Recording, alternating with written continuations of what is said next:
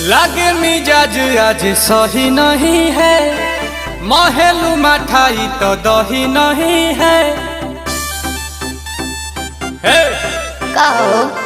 लागे मिजाज आज सही नहीं है, तो महलू मठाई तो दही नहीं